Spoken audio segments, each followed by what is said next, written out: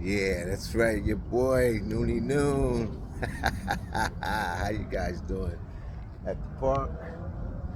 Got a few sets in. I had to break that monotony, get out a little bit, forget the gym. But let's give God His. Lord, thank you for this opportunity once again to come before you and speak these words. Please guide my words very carefully and bless those who need your help, Lord, who's been praying. And if it's your will, I'll be careful to give you all the praise, and glory in your Son Jesus Christ's name. Amen. Now, woo, getting high, folks. Feels good to breathe this fresh air. Nothing like fresh air. Uh, I tell you guys every time I speak in the atmosphere or put words, on the atmosphere for your ears, that I'll be speaking about some of the talent going forth in the R&B world, black folks, and anyone who sings or plays music that I like hearing. So today's artist would be Rick James, individual. Rick James. Songs, Give It To Me, Baby. Give It To Me, Baby. Ebony Eyes. And, excuse me, Super Freak.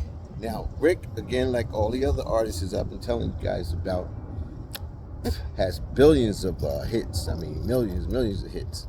But those three I like. So, in your leisure, spare time, your calm scene, check Rick out. God rest his soul. But check out some of the music he put forth for us. Very good music. You can identify with it. So, I got 3 more sets to do, though, so I ain't going to hold you guys long. Plus, it's getting a little chilly out here. But real quick, you know how I am. I come to you guys straight. You know how I get down. Basically, we left to listen to this main media. I'm just sick of it. I'm sick of the media. So they try to keep our attention and our focus on petty things, things that really doesn't really matter in our lives. And we still, how can I say this? Instead of listening to things that is of value to us in terms of who's running this country, in terms of what's being allowed to be put out there for society to digest for all races. I'm talking about now, you're talking about this new House Speaker now. No one can tell you anything about this new House Speaker that much. A few people, McCarthy, whatever his name is. Even myself, I have to study a little more too.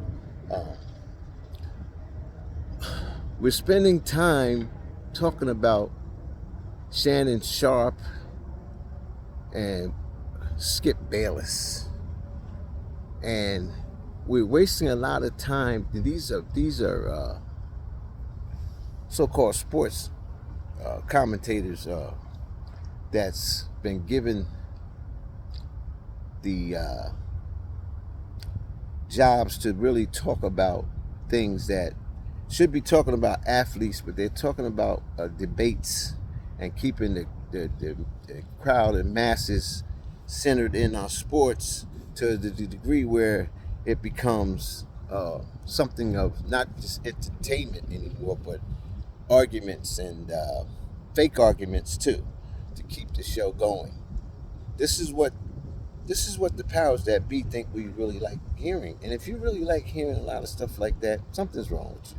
I'm just telling you straight up, in my opinion, because you should be more concerned right now, black people, especially about your reparations, number one, about the redlining that's still going on, about the deaths that's still occurring, where people getting hung still today. I think last week a police officer shot another black person, blatantly. So, and they keep your mind focused in on these things of no value. Now, speaking about the the situation with the football player. Now they're playing that down with the guy caught a heart attack or cardiac arrest on the football field. I mean, and we hope that he's still alive, and it's a delicate topic, but these are the things that the media pumps out there to keep you away from the real issues in terms of how much money it's costing you to buy a dozen of eggs, what the toll rolls are being paid for, especially the Parkway. I'm speaking New Jersey now. Paid for 20 times over, and you're still collecting my money. The bottom line is this. If I took a poll out of 100% category, and we talk what's going on, who's making these decisions in terms of what's being put out in the world in terms of the masses of people, what to hear, that comes from the White House. That comes from the Speaker of the House. That comes from the powers that be too. Besides him, he's on a puppet. He's dangling too. But let's focus on that. Who's doing these things? Let's attack those things. Stop centering on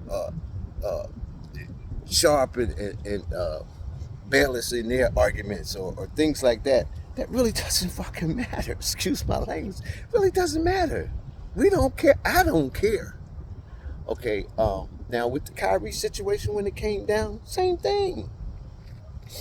You got that media running crazy again, putting stuff out there, trying to chastise a brother for tweeting something, or putting a movie out there that they don't want to be shown or seen. Same with this tweet this Bayless guy made. You're hopping on that instead of centering in on things that really matter. On one of my other videos, I spoke to you guys about the percentage in the NBA in terms of blacks. Okay. Few people speaking out now. LeBron's stepping up a little bit. But here's the deal. Nothing's going to happen unless you guys walk out. You're scared of COVID. When COVID comes, you walk out anyway. You got to sit out anyway. When you get injured playing ball, you're sitting out anyway. Sit out. Show them that you can sit out for 2 days, 3 days, a week. And Doc Rivers' son, be quiet, man, because you don't know what you're talking about, bro. You don't know what you're talking about. Just be quiet, bro. You never was a superstar. You're making way more money than the average person in the world. So, yeah, take 2 or 3 days off. That's not going to affect your pocketbook that much. If the COVID comes down where you can't play no more, you're going to do it anyway. So, show the NBA guys that you can walk away from that for a couple of days if they don't adhere to your demands. We have to put a list out there of demands of what we would like to see done in the NBA and the NFL and any other sports that's predominantly black. And you get mistreated all the time. You almost mistreated Kyrie to a degree, whereas I stopped watching basketball. So, because if you really sit down and think, Paracon been telling you this about for years, how much money black people spend and all this. Now everybody else jumping on that bandwagon. The bottom line is this. If you sit down and think who's really in power, who can run this country, and who has the rightful being that we're heirs of this country, I'm talking about foundational black people. You'll see that not just in the NBA, because that's 75% black athletes with no power. 75% out of 100 black people play the sport that's been running for 17 years or something like that, and you can't demand or even ask for what you want to see changed. So the bottom line is, in this entire world, we can take control, but you have to be willing to do it and sacrifice too. 2 days, 3 days, 5 days.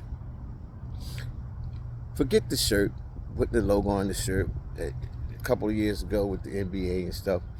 Kaepernick, none of you guys stepped up for this guy. He took a knee. Come on. Then the NFL did a little something. They apologized. What has the NBA done? Give you the right to put a writing on a sweatshirt? What has they done really? So go to them, get you a lawyer, get some expert people to back you, because I respect Jaylen Brown and whoever's above him for that association for the NBA, but they're not professional experts in terms of how you conduct business in terms of results from a demand. So get that straight. You got to always hire professional people and security for whatever you're asking or requesting for. So the bottom line is this right here. Again, I referred to this before. When Johnson, president, wanted to see what was happening in America with the black riots and with the mistreatments of blacks, he had a coroner commission. I spoke to you guys about this. He sent 11 people out, experts. Forget your feelings, what you feel is white, black, whatever. Expert people to determine what the problem was. And they determined that it was racism. So to combat systemic racism today, that's still going on, folks, you have to hire the right people and make a list of demands and see that it's kept. Now, enough of that. It's getting a little windy out here. I love you guys. This is why I'm expressing this to you. Stephen A. Smith, you know I ain't letting you off the hook today. It's the new year now. I told you last year, you understand, which was a couple of weeks ago, who wears the crown for the Coon of the Year? You got that crown, bro. How does it feel? How does it feel to still have that crown? The Coon of the Year, the buck dancing house Negro. That's you. And you reign supreme by a landslide out of a few people in that category with you. Charles Barkley, Shaquille O'Neal, you in there now. Herschel Walker, you in that category.